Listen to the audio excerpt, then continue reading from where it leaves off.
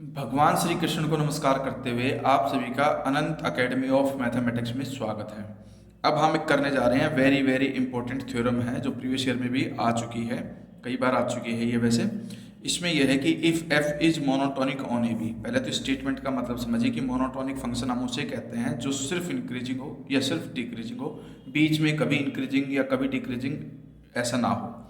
फिर alpha is continuous on A b, और continuity का मतलब है कि अल्फा जो है इस इंटरवल में हर पॉइंट पे आपका डिफाइन होगा, नॉट डिफाइंड कहीं पर भी वो नहीं आएगा। अगर ये दो कंडीशन सेटिस्फाई होती है तो अल्फा जो एफ है वो आपका आर अल्फा से बिलोंग करेगा, यानी कि वो रेमन स्टेलाइज इंटीग्रल होगा। जो अल्फा होता है वो हम स्टार्टिंग से ही इसके अंदर हम लेकर के चलते हैं कि वो मोनोटोनिकली इंक्रीजिंग फंक्शन है। ठीक है, तो अब इसका प्रूफ देखिए। Let epsilon greater than 0 p given for any positive integer n choose a partition p।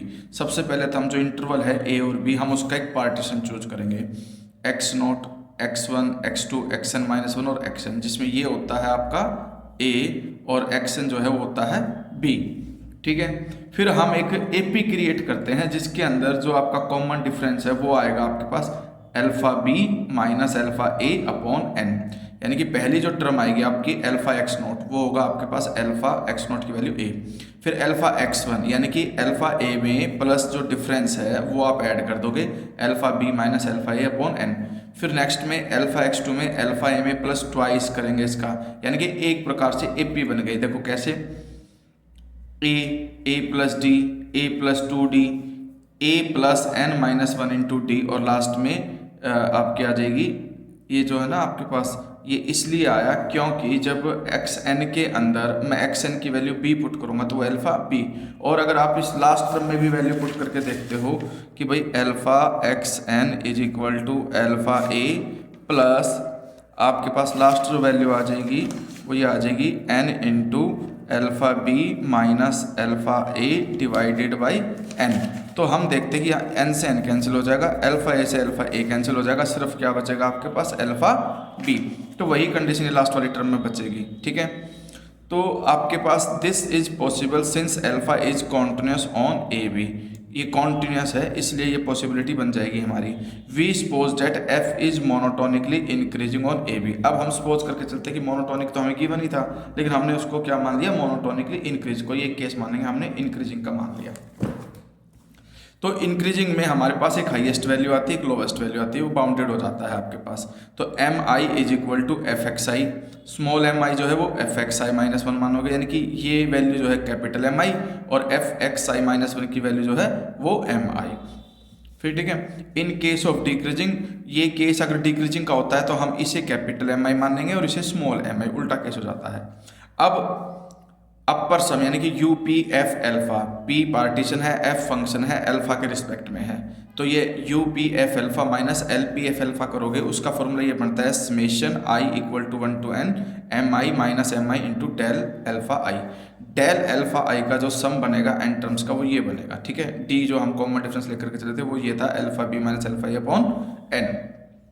अब हमारे पास ये वाली जो वैल्यू है ये अंदर एज इट इज रह गई। इसके अंदर हम क्या करेंगे, एम आई की वैल्यू पुट कर दी और स्मॉल एम आई की वैल्यू पुट कर दी।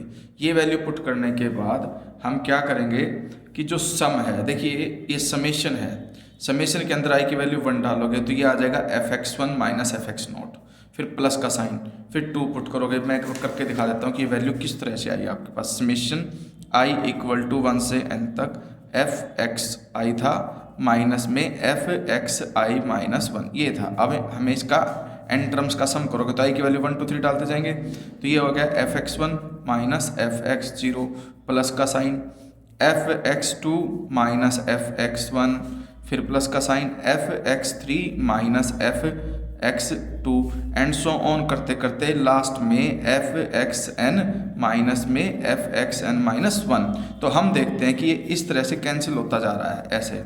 ठीक है, तो ये टर्म बचेगी और ये टर्म बचेगी। ये तो है आपके पास एफ एक्स एन और वो है आपका एफ एक्स नॉट। देखिए थ्योरम को रटने के बजाय अगर आप उनको समझ करके करोगे तो ज़्यादा अच्छे से क्लियर हो जाती हैं और वो आपको याद भी रहती हैं। रटी रटाई थ्योरम में अगर आप एक लाइन भूल गए तो फिर आपको समस्या हो जाएगी, इसलिए आप हमेशा समझ करके करें कि कौन सी चीज़ कैसे है। और ये आ जाएगा आपके पास F B minus F A, क्योंकि जो आपके पास एक्सन है उसकी वैल्यू बी है और एक्स नॉट की वैल्यू क्या है एफ ए। तो वही इन्होंने किया, इस पूरी की वैल्यू जो है वो ये रख दिया f B minus F a. ठीक है, अब हमने क्या किया, ये एक पर्टिकुलर वैल्यू आ जाएगी क्योंकि सारी फिक्स है और इनमें ऐसा कोई पॉइंट भी नहीं है कि भाई कोई नॉट डिफाइंड हो।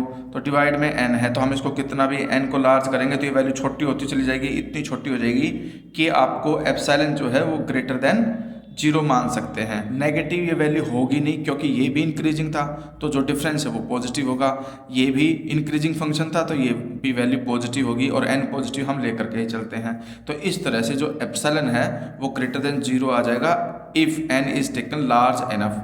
ठीक है, तो इसका मतलब ये है कि U P F alpha minus L P F alpha less than epsilon आ गया।